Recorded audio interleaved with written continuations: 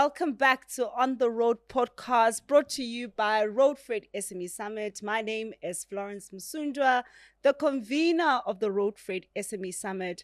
Thank you so much to all our new subscribers. We have just passed the 2,000 mark. I think that's a great achievement. We are over 45,000 views on this channel and also towards 10,000 followers on TikTok. So for that, thank you. Another highlight for the podcast, we have partnered with Transport Evolution Africa, which is one of the biggest transport conferences around Africa, and will be their podcast partner.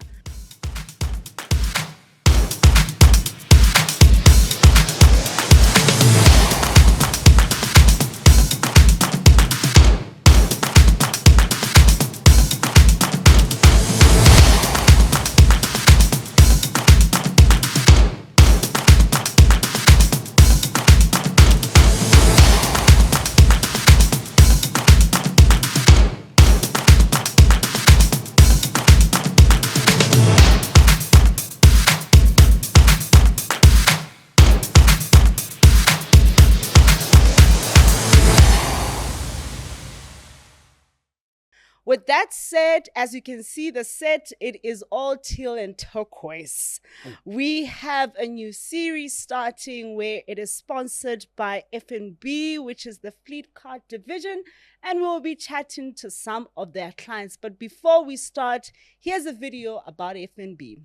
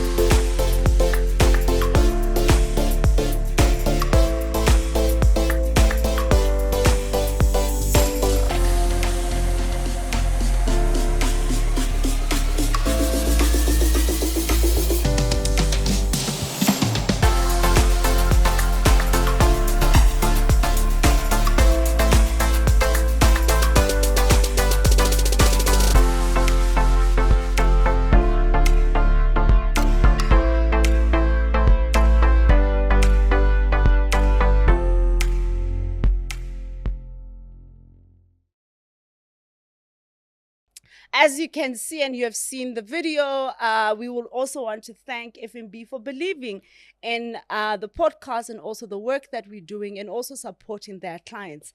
And our first guest, that is a client of FNB, a remarkable man in South Africa, a pioneer of note, is we've been going back and forth, whether do I say Abuti Tepo or Ndate Tepo or Bra Tepo.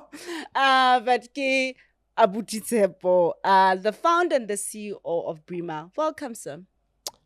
Hi, Florence, and thanks for having me. I've made it in life. I've got you on my couch. Yeah, Mama, I made it. Mama, I made it. Thank you so much, Abuti Tepo. And earlier on, we were chatting that Brima's 20 years. Yeah, you need to take it in. You need to take it in. What does it mean for you? And congratulations.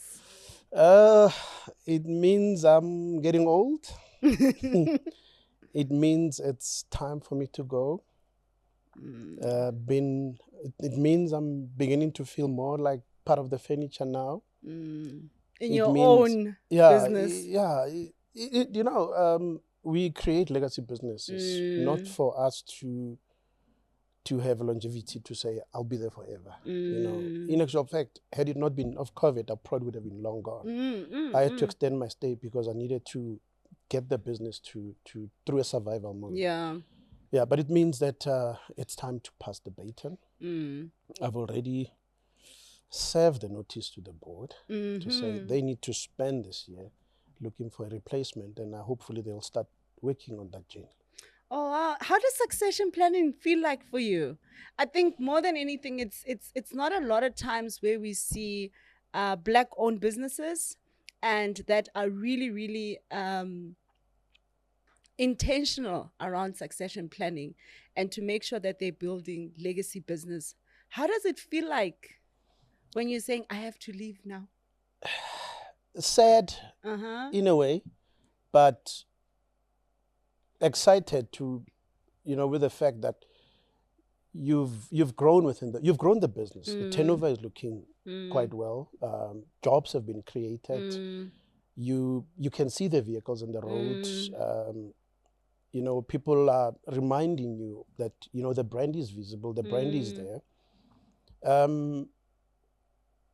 Maybe on my side, the succession planning was a bit delayed insofar as COVID was a disruptor.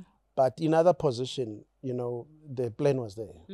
We've done a remarkable job in relation to that. So we're working on this succession. It's like the person that is going to take over is not there. No, the person is there. We just need to fast track the process of bringing that person now into the business. That's very, very encouraging to know that you've put those in place. And I think, like, we will talk about your second book that is coming, and it's some of the thoughts that you're going to put in.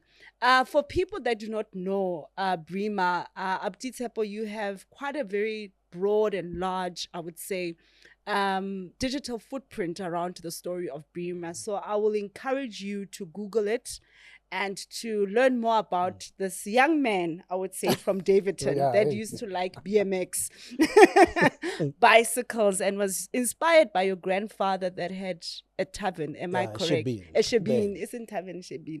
Yes. And Brima started as reverse logistics. It has grown to warehousing. It has gone to clearing and forwarding, courier. How has it, when you look back now, 20 years, you are employing over 100 people. What would you say about opportunity cost? Because for you to have grown these divisions, you took advantage of opportunity, and there was a cost to the opportunity. Yeah, personally, I would relate it to a personal cost insofar as my health is concerned. I mean, I always say, whenever I have a chat with people, offline, and I would say, if there's one thing that's going to kill me, it's Brima Logistics. The stress level that comes. Breathe out. Yeah. Whenever I touch this subject, it sort of brings a bit of sense of emotions. Insofar as, it's not like we're not challenged with cash flow. We do get challenged. And it pushes up my stress level so high. To a point that and whenever I start going through that, I just leave the office a little bit because I don't want that sadness to rub over. But then I would feel this is just driving me to a point that because if you think about it, my heart is Brima. Very close to the brand. Insofar it's shut up in your bones. When the brand is sick, there's a cash flow issue. It just hits you right at the back of the spine. You feel, no, I can't take this, if there's one thing that's going to disrupt my life, insofar as my health, is this business. Brima. And, but even with that, you've shown quite a lot of resilience. And congratulations for that. You might not perhaps see it.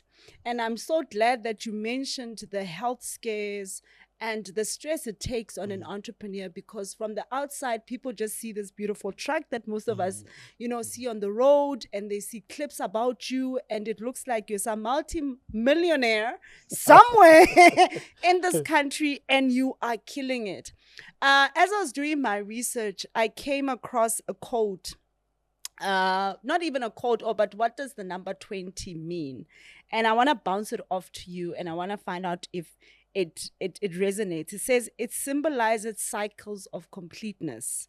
It is connected to a perfect period of waiting, labor, or suffering that is compared to a trial and rewarded. So these 20 years, to you, do they signify a completion of a cycle where you went through hectic trials, many turbulences, growth, stress, and you are now at a point to say, I've completed a period in this journey of entrepreneurship? Yeah, on a personal level, insofar as Brima is concerned, to a point, you could say for me, this is my journey where I end. But the journey with Brima begins. I wrote a book titled The 14 Startup. The plan and how we came to name the book The 14-Year Startup was we were going to launch the company when we reached the 6th branch. Yeah. So we got to the 6th branch, which was Bloemfontein then. And I think, sorry to intervene, I think we need to pause that it took you 14 years to have 6 branches. Yeah. And that is, to another person, looks like slow growth, but it wasn't. No, we had to make sure that everything is, every tick box is ticked. Every box is ticked. So we got to the 14-year, and I remember I went home and I said, I think we can launch the company now. My wife said to me, oh my God, so for the last 14 years, you've been a startup company. Yeah. Yeah. I don't know what about me. Yeah, so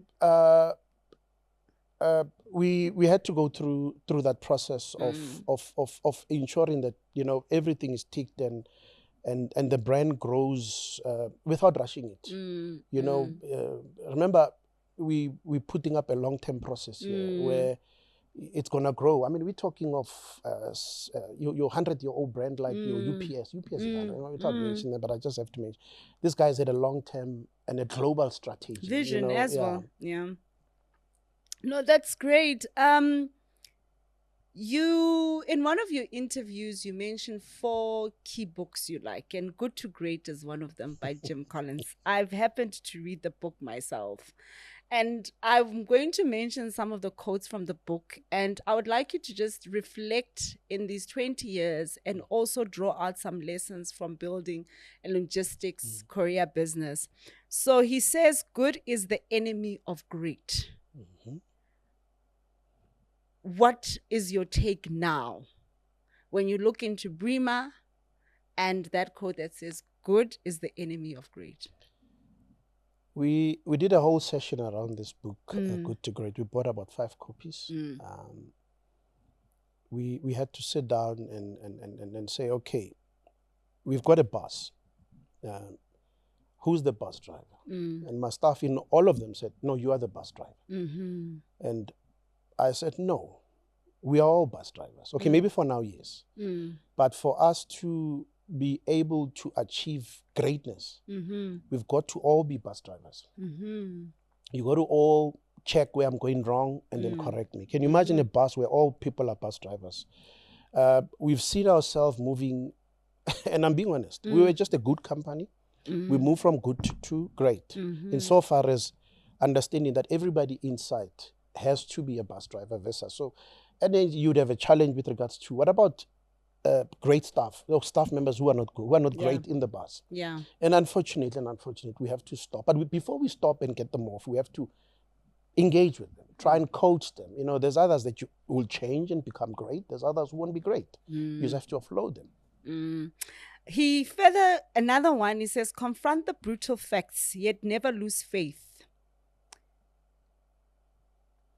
Systems and processes are important. And when we look into our systems and processes, that enables us to confront brutal facts.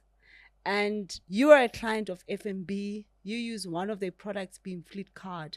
How has that enabled you? Oh, in a very great way. And I'll tell you, we've got Fleet Nation on a national basis. Yeah. Before the Fleet Card, we would have to wire the money into a specific garage, and the controls were lacking. We realized, no, we're losing money because we cannot account for this. Now, I mean, I speak highly of systems. So we said, okay, let's deploy one of the FNB systems, which is a Fleet Card. And over the years, since we've done that, remember this FNB Fleet Card, it audits itself. Yes. It tells you if there's an abuse in the card, and it has done tremendous work for us insofar as saving our fleet spillage. Well, I call it spillage. Well, fleet fuel theft to a point. Yeah, it has done wonders for us. I think there's a quote that says, what you cannot measure, you cannot control. Or what you cannot control, you cannot measure. Yeah. So it speaks to that as well. Yes. Yeah. Another quote from the book, it says, greatness, it turns out it is largely a matter of conscious choice and discipline. I know you are very obsessed with excellence. and you had to drive discipline and make discipline a conscious choice in your business. How have you managed to do that, that every employee of yours has cultivated that discipline and understands that excellence is a choice of Brima and the culture of Brima? You know, I find that with my staff, okay, people walk into an organization, they adopt a culture. Our culture is more fun and play, but also get things done. We're now in talks of moving from great to excellent, and it's a journey. It's got to be measured by the systems that we use, by the discipline that we carry throughout the whole company. And we're seeing a buy-in, and I mean, it's not easy to be excellent. Yeah. You know, and they'll tell you whenever we talk, even in our meetings, and say, "I know we're such a great company." No. We've passed that now. We're working on great. We transcending to great. So yes, staff do get the buy-in when they see from top to bottom that, you know, even the CEO himself will go down to the floor, and when I'm seeing myself, I'll go down on the floor, get my hands dirty in the event that is needed. I mean, I can talk of when we went through COVID, there was a time where we're short of drivers because we were laying off people and volume started spiking, and then I needed to jump into a bakkie and do what I used to do back then when I started the business. And then staff would say, let me also play my part. So you'd realize that discipline sort of comes in because people can see and observe that it's not just about being told what to do. The CEO also himself gets and do the job. And it ties into my next question around leadership, because things rise and fall on leadership. And what you've just now mentioned is you as a leader, you show your staff members as to how they need to be excellent and how to execute things. And you don't even mind getting your hands dirty. What are your lessons on leadership? You know, I always say you should be a leader that embraces, you know. But I find that we as entrepreneurs are challenged, because remember, when you start a business as an entrepreneur, you have to evolve to you have to have this skill of trying to, knowing how to motivate individuals, because motivation comes in by merely standing on the podium and speaking, and people said, we believe in this vision, let's follow the vision. So I would say a leader should be able to not use the stick all the time. Yes, there's times where you have to use the stick. It's not like I don't. I do. But I find that the ability to be able to motivate speaks or does well for our business insofar as getting people to get things done. And when in your journey did you realize that you needed to improve your leadership skills? What happened? And you sat back and you had a reflective moment and you said, well, Tapa, for you to get this business to great, there's certain leadership attributes and competency set I need to cultivate and learn. What moment was that? And then what was then the action point to make sure that you becoming a great to an excellent leader? I think that started when our services were being in demand. We were growing at a larger scale. I realized that there is no way I'll be able to service all these clients alone. Then I'd realize that I have to chop myself into small pieces, and those pieces have to chop themselves into small pieces themselves. Because if I didn't adopt that mindset, there was no way this business would have been this excellent business. And I'm using the word excellent because we're moving from great to excellent. So, and I would, even this morning, funny coincidental, we're talking about the chopping of pieces. And I'd say, guys, when I chop this piece, make sure the piece is chopped down, but we follow the pieces as we chop them down to make sure that they're all aligned. Had I not gone that route of understanding how to chop the pieces, I can assure you, I don't think you and I would be having this conversation. So it had to take place insofar as understanding, or I had to research as to how do I multiply myself within this organization. So I read a book called The Founder's Mentality. You know, insofar as when you bring in a staff, how do you take this narrative of this is where we're going?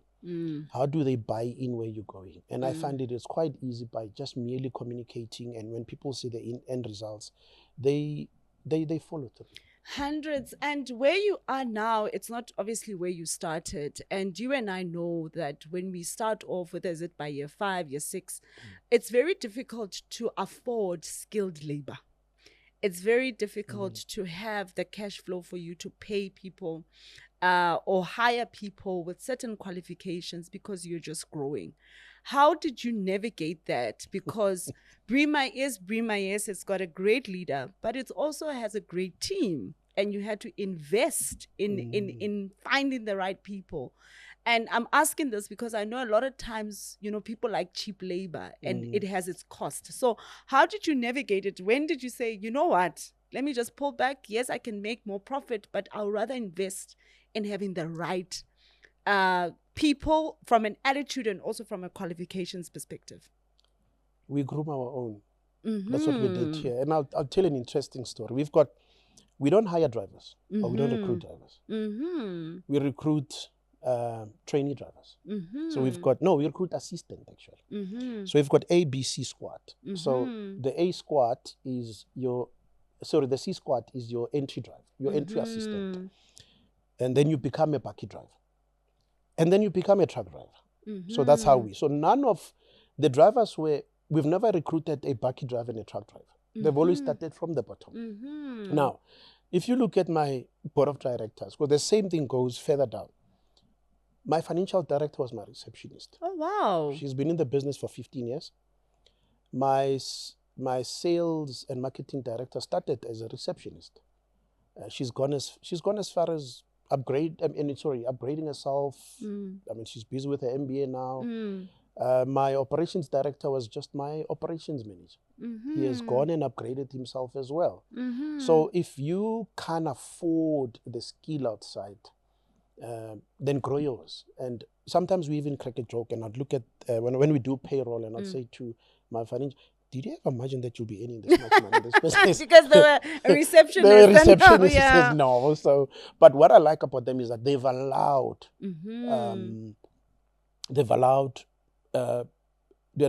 me to upskill and change them. But they've also allowed the business to change them. And I'll tell you why. When I started Brima, I mean, I was just about everything. I was at that level. But then year 5, year 8, Brima said, Tepo, we require this skill. You need to upgrade yourself. So I've also had a conversation with them and say, you're at this level. You got to upgrade yourself to that level. I mean, if I look at my financial director, for example, she's now at the strategic level versus the reception level. So she's had to go through so many evolution of herself. And she's a career woman, she's there before me, funny enough. I mean, I get to work at, I'm supposed to be at 7. She's there 7:15, she beats me to it all the time. She leaves 7:30, This is the type of people that we've hired that we're saying we're going to grow within the company. And it sounds like some of them have granted you a lot of loyalty because maybe they resonate with the vision that Brima is. In the industry that we are in, or you are in, I don't have trucks, I don't have bike, I don't have, the industry you are in, drivers, the conversation around drivers can be very contentious. And I would like for you to share insights as to how you have won over your drivers and how you have built a good culture within your business for some of them to stay with you for a projected period of time, and so that FNB can keep on giving you, some additional financial assistance as you're growing your fleet. How have you done that, and also educating them around things like systems, processes? How we've evolved with our drivers has been so. And when I say revolved to a point that our relationship has been intimate, I think honesty, honesty with them, where the business is and where the business is going. I'll make an example. I think just some 2015, 2015 or so. We started this. Oh, I was sitting, my office oversees the warehouse. We had a very huge warehouse, so I oversee it. There was this guy that started with me after 6 that day, opened up the warehouse with me, and it was 9 o'clock, we're still on the floor. Then I said to myself, this person enjoys the job, and it's not about the money. But how do I make this meaningful to them? How do I add value to their life, where they get to a point that they're now working for themselves?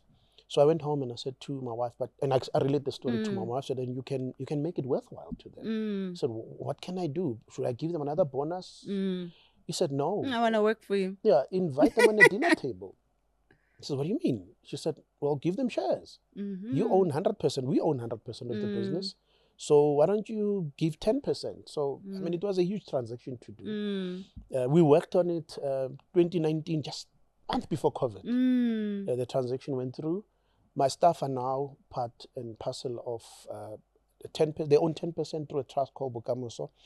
And what I do more than that, in times of difficulty, I mean, COVID, my staff had to go through with half salaries and battling, But I found myself that, and this is something that I've developed over the years, that when times are tough, you can't just send someone to and talk to them. Get on the floor, call them in, talk to them, and create this open relationship with them where they don't have to fear you. And you tell them that my door is always open. Yes, I do have a personal assistant, but my staff will tell me, I walk the floor every morning, I walk the floor in the evening, very much approachable. I talk to them in a language that we understand each other, and I always, and one thing that we do, we share financials with them almost every month. Oh, wow. To say, this is where we are, these are the challenges, we'll need to work through this to get to the end results. And I see the buy-in being so fulfilling, Wow. They give it all. My staff, you can call them at 11 o'clock, say, listen, you need to leave to Cape Town now with a truck. This guy is forever ready, and they are, not just one staff, not two. And what we do as well as a motivation, I remember, because as the business grows, one of my staff was 10. Yeah. So then my financial... 10 years in the business. Yeah, in the business.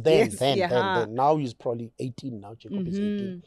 Then she comes to me, she said, listen, we need to get a certificate and a pen. And I said, my mom worked for this firm and she was given a golden pen. And I hated this pen. Why not the money? So why don't we give them 10,000? It's up to them what they do with. But at least people love money, Who doesn't love money? So we gave that staff 10,000. I called them in, I said, listen, you're going to get 10,000. I said, for what? I said, no, for being 10 years. Oh, wow. So I said, no. And that staff became 15. And my HR said, what are we going to give them? I said, you give them 15,000. Wow. So now that staff Jacob is fast approaching 20 now. Yeah. Jacob, you're now going to get it. Oh, he asked me, says, am I going to get 20? I said, yes, you're going to get 20. So that's how we evolved. So what I'm saying is that this year, I'm getting my 20,000. Oh, wow, yeah. Hinting snunch to your board, right? You in the industry has a lot of or heavy operational expenses, such as your tires, fuel, very heavy costs. Insurance is also a heavy cost. And I would like you to please share insights around some of the things that you've learned in the 20 years around insurance, the fine prints that people are not reading until somebody steals your bike key or you're in an accident and you're like, Kante, this was not covered. I thought it was covered. That people that are watching and listening, that if they are in this business, they need to go back and make sure that coming to insurance, XYZ is in place. Oh, I've had a share of oops, and I remember we bought this bakkie, and the next day it was gonna. Whenever it will come to our warehouse and we'll wait for the tractor to be fitted. As part of the insurance requirement, the insurance will stipulate that if a bakkie is over 300,000, you must fit tracker. But that was years back, not now. I mean, I'm not doing this anymore.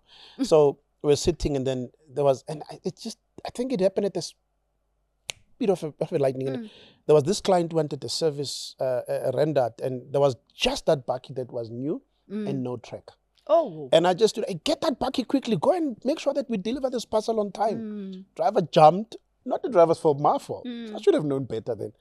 The driver went about, do that thing, and we sent him all over. He was delivering. Guess what? He gets hijacked. Yo. Never found the bag. It's new. Brand new, still under finance. Yo. Yeah, so the school fees was... It was hefty. Was hefty. So, yeah, we've had the oops. And I looked at myself. That's why whenever I talk to my staff and I said, when you've done wrong, you've made a mistake, don't hide it. And I share mistakes that I've made similarly to this one. I says, we all make mistakes. Raise your hand and said, I've made a mistake. Let's help you to get through it. And it works, So, yeah. And another one is not from insofar as, listen, I've gone through a lot without insurance, but the industry that we operate in, we're prone to hijackings. Yes. Got to make sure that all is covered. The tick boxes are ticked and everything is in order. Insofar as when that bucket goes out on the road, be it the customer's freight, we do have insurance for the customers, which is, the customers does take insurance to say, please insure this because I know what happens in transit. So we do cover that. And we also have covers for our vehicles. And all the necessary insurances, like the ones that we take for granted, and I can tell all entrepreneurs do, your public liabilities. Someone comes into your building, he climbs the stairs, he falls and breaks their leg, and now you're being sued now. So you've got those covers. And little things like, insurance that speaks to your staff. What do you have them in place? If one passes away and touch wood. So you covered in that regard. We've lost one of our branch managers in Polokwane. We had the necessary insurance in play, and they kicked in. So insurance is quite broad. It's quite broad, and it's quite nuanced as well. And thank you for detailing and also giving that example, because I think a lot of people are not a lot of people, but sometimes because we are not within the businesses and we are not within the industry, all you just see is people on front cover magazines, or you see people's adverts on TikTok, like this track was on TikTok, and you're really not aware of the headache of making sure that this business runs at this level of excellence and all the additional costs in it. Furthermore, the industry is capital intensive. And for you to be where you are now, you can share how big the fleet is now. You've had to go to FNB now and again, ask them for cash, and they've been of assistance, but on the back of certain things. Can you share that journey of being cash strapped sometimes, needing capital, and how FNB has been of support? We've everybody likes it when everything is okay. Yeah. I always share this, and I always say there is this what we call, when you start your business, initially you either tap into some savings from your father or whoever. You get assisted, quite easy, small. But as you grow, you experience what we call organic growth. And the banks like this. You're very much predictable.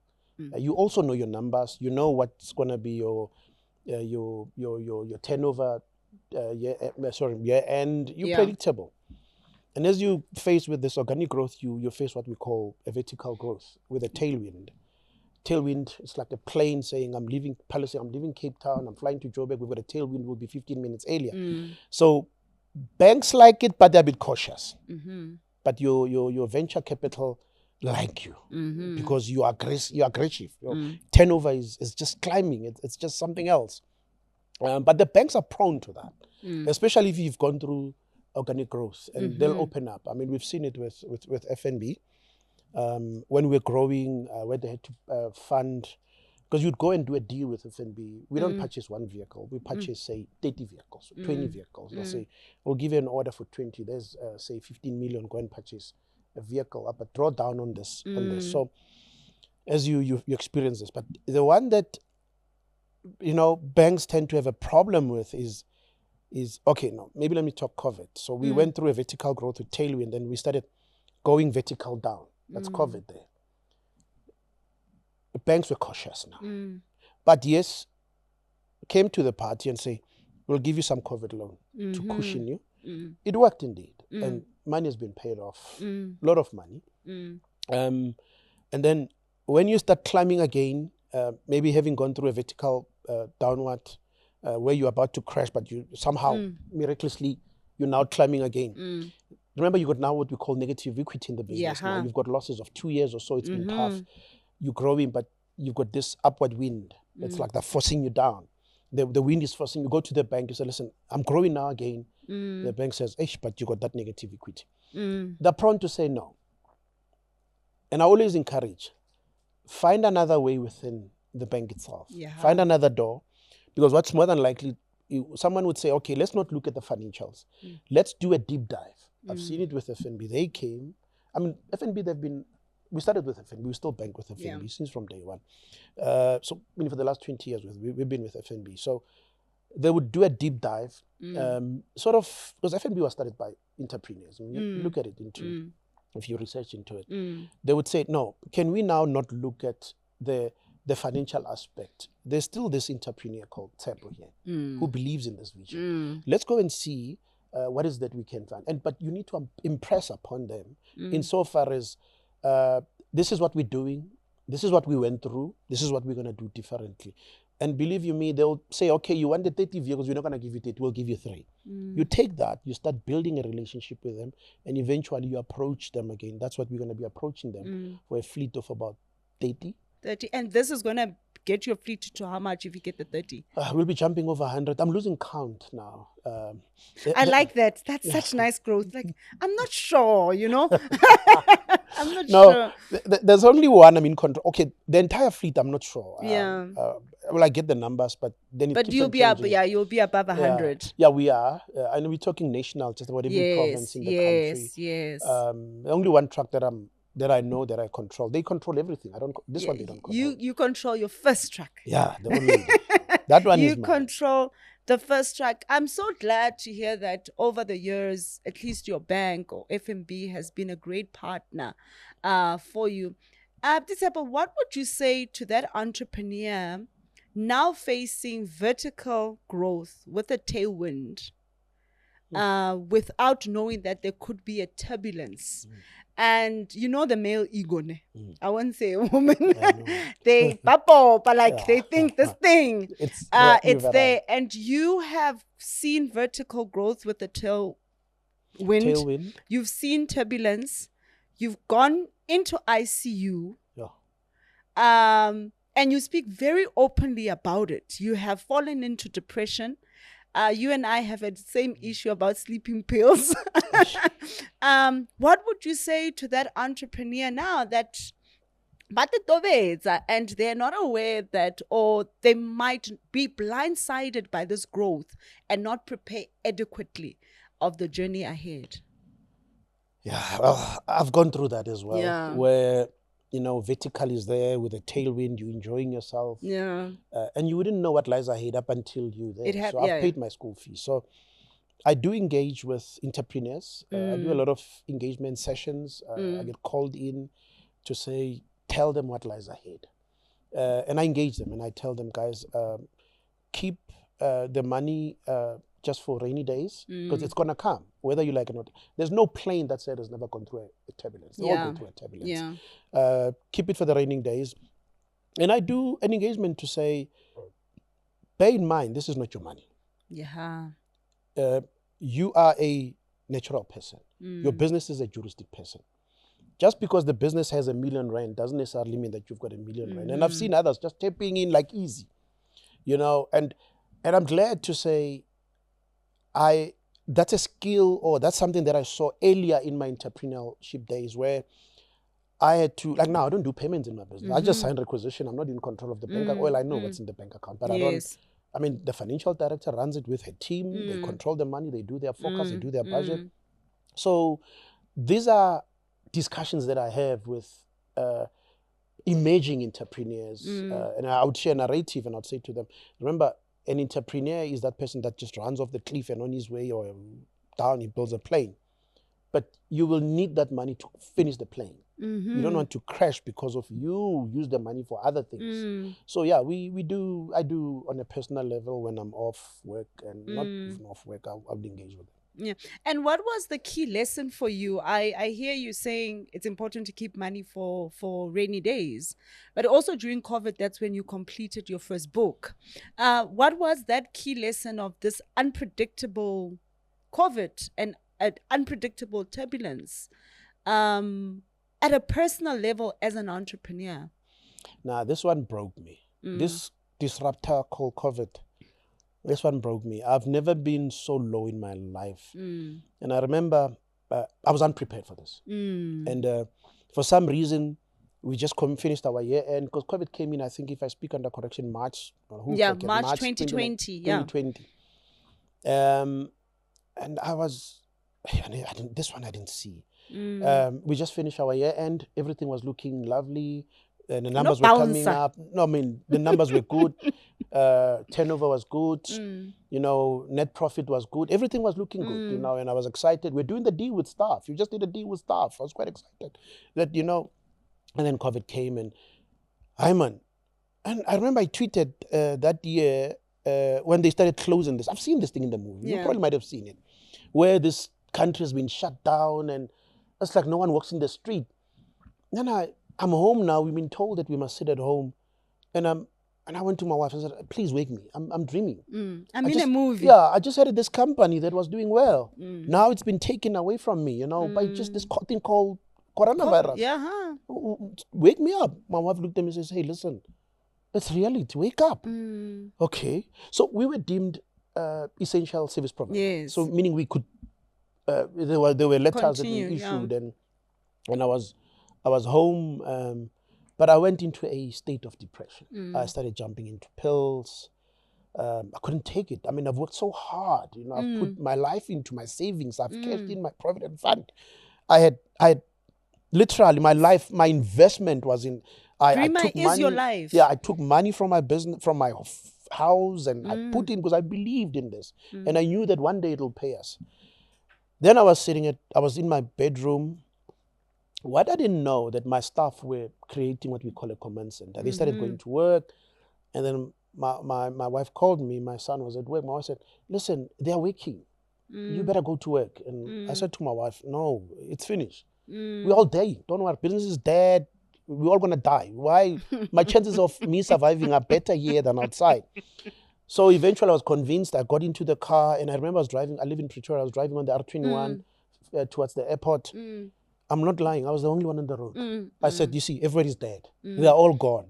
But I was quite impressed when I got to the office.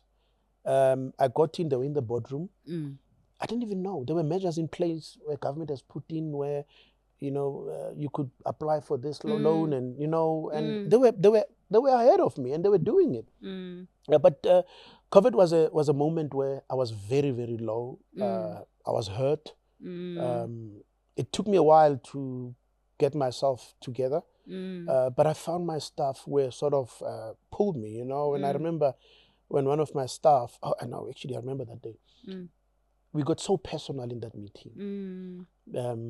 When I got into that meeting, the second meeting, because we had to cut our salaries, and I remember I spoke to one of my staff and I said, okay, listen, I need to know, what is your monthly bill at home? What do you pay? He said, no, I pay this and that. We'll give you only that. Don't worry about the other monies. And we had to put that in place. So I also had to chip in and say, okay, I need this money for that. It was a very difficult moment in our business. And it just didn't go. I mean, I remember one day COVID just took me into hospital as well. Oh, it was hard. You were in ICU and you were out for 6 months. Yeah, I was out for 6 months again. And to an entrepreneur in that space now, in that dark space, what was your turning point, and in you sharing your turning point, because there's a point where you turned. What would you say to them? I ran four comrades. I did 6, 7, 2 oceans. I ran just about every 42 you can find. My wife would say to me, when, you know, we had to 10, when I had to 10. And my wife said, step on the podium and 10. You've done amazing. You've survived a motorbike accident. You know, at 20 March, you refused to die. You know, you got to go inside of you and say, have I lost a purpose in life? Mm-hmm. You got to start playing with the psychological mantra now, you know, because everybody looks up to you now. As much as they know what to do, but they're looking at this leader that's going to step on the podium and says, this is where we're going. And I had to do a lot of soul search. I'm a biker. So I went on my bike and I took a very long ride. The wind hit me, and because I needed to do a deep dive into a spiritual me. I need to find myself. And I stopped, and well, I never told this to anybody else, but I stopped in some road and I cried, you know. I cried deep in that time. But I knew that time that I found a turning point. Yeah. I knew that I had to go back and lead. And I just stood up and said, okay, this is what we're going to do. And everyone was like, huh? What happened here? Did he just switch over? No. Sometimes you lose yourself. And people tend to think, oh no, Tsepo is okay, Brima is okay. No. Behind Brima, there's a man that is broken and that cries. You don't see it, you know. And at times I feel like I'm not going to go to work. I'm at the lowest today. But then I would go to work, but when I drive through our warehouse and I'd see all the cars parked, and I'm saying to myself, maybe I should take pain so that they can live this nice life. And I'm not saying they live and it's part of your sacrifice. Yes, I would say let me sacrifice myself for them. So and I mean you're not gonna be a successful entrepreneur if you don't go through this. You fight a lot with yourself. It's quite a tough duality that we live in, a very tough duality. And even as you are embarking and starting in a business, I don't think we are taught that actually it's self-sacrificing, and the reality when you're hit back to back with that, it you can even get to say this thing is a burden more than it is a joy, and it's truths that between you and your pillow at night that you keep on, going back and forth, because in the morning you must show up as this powerful, chin up, inspired individual, but actually can be a burden that you travel with. Yeah, I want to just come in. I once said to my late father, I said, maybe Dad, because I'm an athlete, I do quite a lot. I'm involved. I'm a flautist. So I keep myself busy over and above just being an entrepreneur. So I said, Dad, I probably would have lived up to 90. But Brima has taken 20 years of my life. So I'm probably going to live up to maybe 70. I'm not sure, depending what it does to me. That's why I feel the time is here now for me to go and start finding. Maybe I can live up to 80, maybe then. I can still recoup my 80, depending on the damage that it has done to my personal spirit, my organs, because it chows everything. It does. It eats, and you're not even aware that it's eating on your lung, it's eating on your organ, it's just eating every part. It's eating everything. Even your social skills. My dad runs taxis, so now and again he's 71 this year. So now and again he will call me and say, Manaka, I can only say this in Sesotho. Entrepreneurship, and I get it, because only the two of us embarked in this space. But with that said, Abdi Tsepo, we cannot deny that there has been, for you to grow your business to where it is, there's opportunities in reverse logistics, clearing and forwarding, courier and warehousing, and you've built a business where you are owning a value chain. And somebody watching would say, no, Abdi Tsepo the negative, he's not telling us the positive. He's in it, and clearly there's money in it. What would you guide a younger person or a younger entrepreneur in it for 7-10 years to think about broadly of the opportunities within clearing and forwarding, courier, last mile, probably delivery now, you are in e-commerce, I think, and other opportunities around warehousing that they should think about and start bringing into their business? Yeah, maybe let me put it in this context. It's not like maybe I've just painted and the real stuff, though. Yeah, but there's a good stuff to it. Yeah. There's a when my client gets the shipment to me, when he starts having that smile on his or her face, then I become so joyous. We understand what we sell, I mean, I get Katia sells love. Ferrari sells prestige. AVC is in the financial sector business. McDonald's is in the property. Yes, it is. Yeah, this thing goes on, you Yes. know. So we've conned and understood that we sell time. We don't sell courier service. We sell time. If a client comes to us, they say to us, listen, can you get this parcel to Cape Town and have it delivered by 9 o'clock tomorrow? The emotional connection is made insofar as ensuring that the parcel is delivered to Cape Town on time and every time. So you got to understand how can I put it? You got to understand if you don't fulfill that narrative, then you're having challenges. If you don't fulfill and understand what you are selling. Yes, you don't fulfill what you're selling. You got to understand what you sell. You can't embark on a business if you don't understand your core business or understand your customers. Most of the companies think, say you're a podcaster. You'd say you'd say you are in TV. In actual fact, you're not in TV. Yeah. You got to look at what is it that your audience, what is an emotional connections that they're making with you. So we spend quite a lot of time, and my staff would tell you that I spend a lot with them insofar as making them understand that we're not in the core. We don't sell that. We don't sell courier services. So for wannabe entrepreneurs who wants to embark on this, because I can tell you this space is very lucrative. Listen, we're making some money here. We've got clients insofar as the private sector and the public sector. Yeah. Yes, we span across. We've got a basket of services. But when you enter the space as an entrepreneur, and I will come, and at times I feel alone. Brima is alone in this space. We've made it clear who are our competitors. We're taking on your multinational, and we're going after them. I've spent a lot of time encouraging entrepreneurs insofar as come into the space. We need you. I mean, I'd speak just with my sales and marketing. She's a female. Sales and marketing director. She's a female. She's in the space and she's black. You know, give me a sales and marketing director who's black, who's heading the sales and marketing of a unicorn like ours. So clearly there is a space. If Tepo can do it, so can you. You know, there's nothing difficult about this. You just have to have what I call Zang.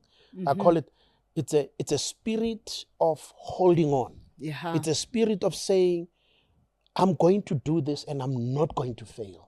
I'm going to soldier on. Oh, believe you me, tough times are going to come and they're going to crush you, but you just have to stand up and just move on. There's this aspect that I want to bring into entrepreneurs. It's a bit psychic. I lived the last 20 years with discomfort. Yeah. I've been so discomfortable. I think Brima every day, Monday to Sunday. That's what I do.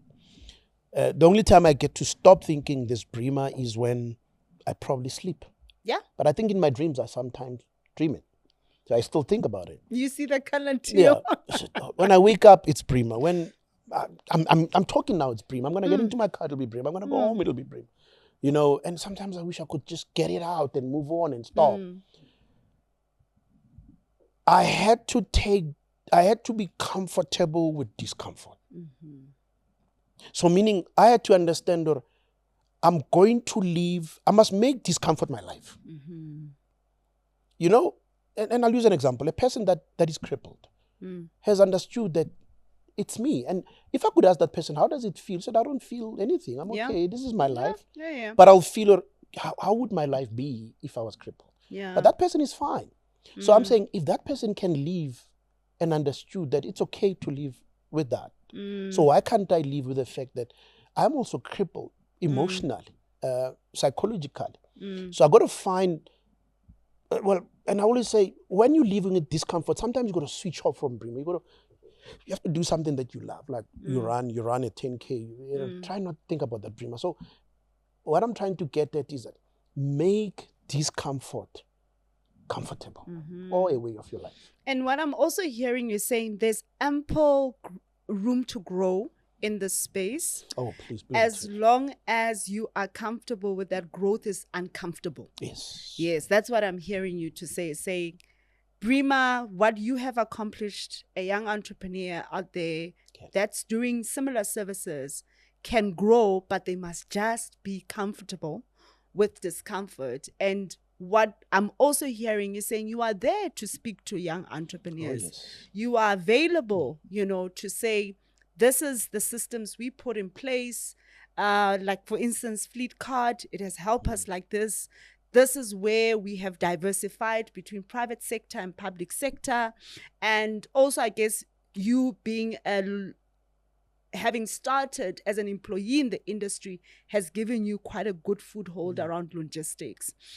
So to bring our conversation to a close, Abditepo, a lot of people divorce as business grow, right? Entrepreneurship, the journey of marriage and divorce is very high, and painful. And you and your wife have stuck it over. And in most of your speeches, your interviews, you make a big reference to your wife. Question is, what is the importance of choosing the right spouse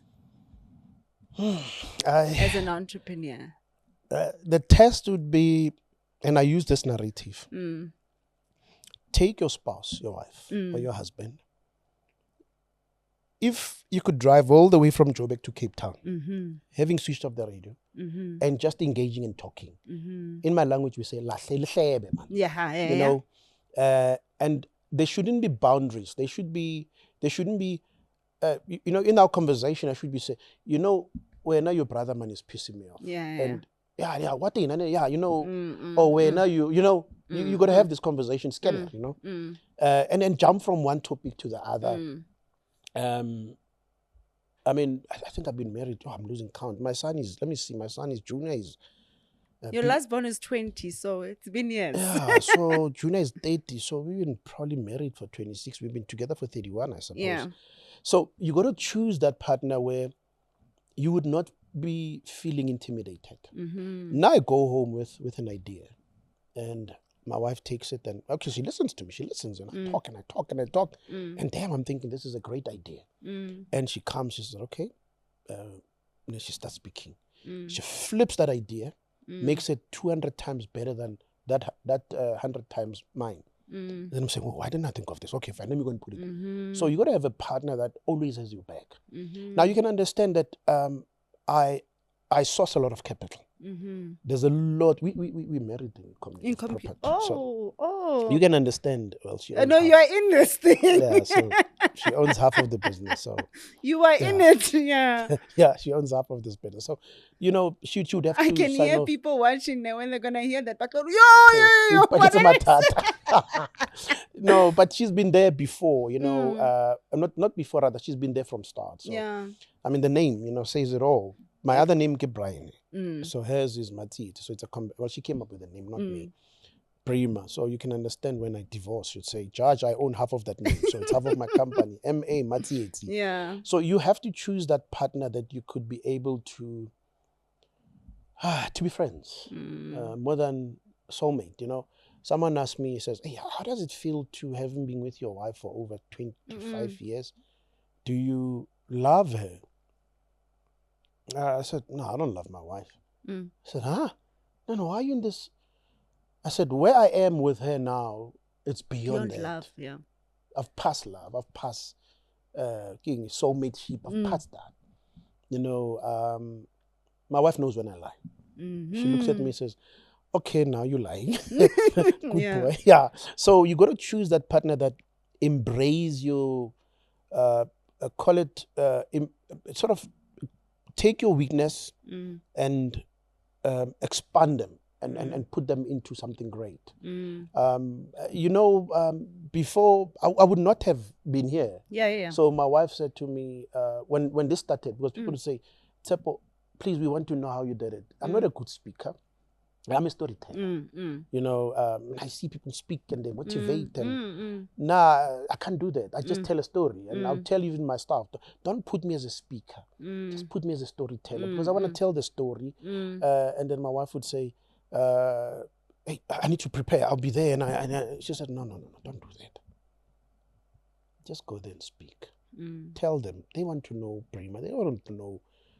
Don't do cue cards. Don't do powerful points. Just be you. Just go there and speak from the heart. Because they're going to ask you questions that are relating to you. They want to ask, who's this Tepo, Brima? How do you... They want to speak. Can you do that? I said, yeah. So choose a partner that be able to, you know, get you to be in there. And when you are there, when you speak, you say, wow. And you go back and says, I was listening. Wow, that was good. You see? Wow. Yeah. So she's managed to bring out the best in you. You stole my words. She's managed to bring out the best in you. And a side note, money hasn't changed you. Nah, I don't think it will. Yeah, no, that is, I think that is also very key. But my last question is, you speak around the reality in waiting. You mentioned that 20 years now, the end of Tepo in Brima, but the beginning of Brima to the world. And you writing a new book. Yes. Tell us a bit about that and the reality in waiting for Tepo. If you come to our warehouse, we've got this collage. We've got forklift there. We've got triaxle, which is your horse and trailers. We've got 8-ton trucks. We've got buggies. We've got ships. We've got planes. So I put this without even thinking what they mean. I branded them, you know, like I did with this truck. So they're all branded, and they're not vinyl, they're sprayed, by the way. So this piece is so interesting. You could see how they do it. They take it apart. They put it, they spray, they put it together. So we put this, and my wife came with a narrative of reality in waiting. It was not me. So she was at my office one day. She came, she says, I like this collage. He says, where were you going with this? I said, no, I'm going to put it here so that one day I can have a cargo plane. He says, wow, so reality in waiting is here. Wow. I said, huh, what did you say? He says, reality in waiting. He says, you've conned it. You've just given your staff direction. You just told them that this is where they should be going. And we started putting, well, tweets with a plane. My creative department started putting some. They said, oh, this is the direction we want to go. We need to manifest this plane thing, this cargo plane. You know, who said, you know, a black child from the dusty street of Davidton cannot own a cargo plane that can land in New York. Hello. No, hell, it can happen. So that's that. So now this second book that I like to write entrepreneurial books that, you know, an entrepreneur feels lonely, he or she can always resort to that book and pick it up and say, what did Tepo say in this book? I'm not sure whether I should give away the title of the book. Maybe I should. It's right in front of the current book. The title of the book is currently right in front of the current book. Okay. All right. No, my brain is going to. So if you take the book, the 14th startup, the title is right there. So that's the second book. And then on the second book, here's the book. Yeah, on the second book, we'll put in the title of the third book. It'll be there. So yeah, the title is there of the second book. It's going to be so interesting. Great thing about this is some of the proceeds go to your fund for your employees. No, actually not some, all. All of it. All. Yeah, I don't own the copyright. Yeah. The staff, we've got a staff trust. So I'm trying to, whenever I speak, I get paid. So all the proceeds when I speak goes to my staff. I'm working on this, the trust, so that, because I want to turn this trust into lucrative one day, so that they can decide whether they want to invest with the money that they'll be making. You can understand if we start turning over $1 billion and they own 10%, or we list it, you can understand. So even the copyright is owned by them, even in the second book. So they literally own, my wife said to me the other day, so you gave Tepo Mekwa away. You gave yourself a last question. If you had to have a conversation with the Minister of Transport, what would you say to her around the different business development support she would have to consider or support for small and medium enterprises in the industry? The first thing that I would probably say to the minister would probably be, please fix the potholes that cost to us. That'd probably be the first thing. We're suffering quite a lot with tires, bakkies are all over. But to come back to what you're asking, logistics is not supported. We're still operating in an industry in the world where government believes that manufacturing is. And I remember I was in some engagement. I said, yeah, you speak about manufacturing. Yes, manufacture this, but who's going to deliver them? Can we seek a balance? So I'd say to her, you and your counterpart on the SME, DTIC, and SME, because we do have a minister of small business. So please spread a narrative of the field must be leveled. It mustn't just be about because they talk tech and then they talk manufacturing. They wouldn't talk podcast. But podcast has to find that entrepreneur in the Dusty Street of Davidson and motivate this and say, you can do it. So I'd say level it up, create more openness, because our industry, I'm a member of Bargaining Council. And, sometimes we understand why the Bargaining Council was created. Was to make sure that there's this fairness. But when you're a startup, it's always a problem because I remember when I started, I just had 2 bakkies. I had to comply to the same legislation that a big corporate has. So, if a big corporate pays 20,000 rands to a driver, I have to pay 20. I'm a startup. So I would say look at those imbalances insofar as leveling the field. No, thank you so much, Abdi-Tshepo, and thank you for making the time. We thank FNB for sponsoring this series where we are having conversations with their clients and also learning more about what FNB is doing in supporting their clients. With that said, I would just like to say thank you. No, thanks. Thank you for the life sacrifices. I know it's been difficult, but somewhere, somehow, in the dusty streets of Davidson, somebody's going to listen to this and they will get the encouragement. Abdi-Tshepo, from me to you, you spoke at the first conference. Remember, I bothered you. Oh, yes. Was it the one go Maslow. Yes. I'm getting old. Yeah. And I just want to say, I see you, I hear you, and you matter. We see you, we hear you, and you matter. And thank you for being vulnerable with us. With that, ladies and gentlemen, I know you would have learned a thing or two. I think this episode is going to go viral. It's not easy to be vulnerable on camera, and Abdi-Tshepo has done that and given us also advice and insights that there is growth, but it's growth with discomfort. And young person out there, you too can make it if you're willing to make the sacrifices. And to the next episode, see you next week. Follow us, subscribe, and make sure you also register for the Africa Transport Evolution Conference. Thank you. Thank you. Bye.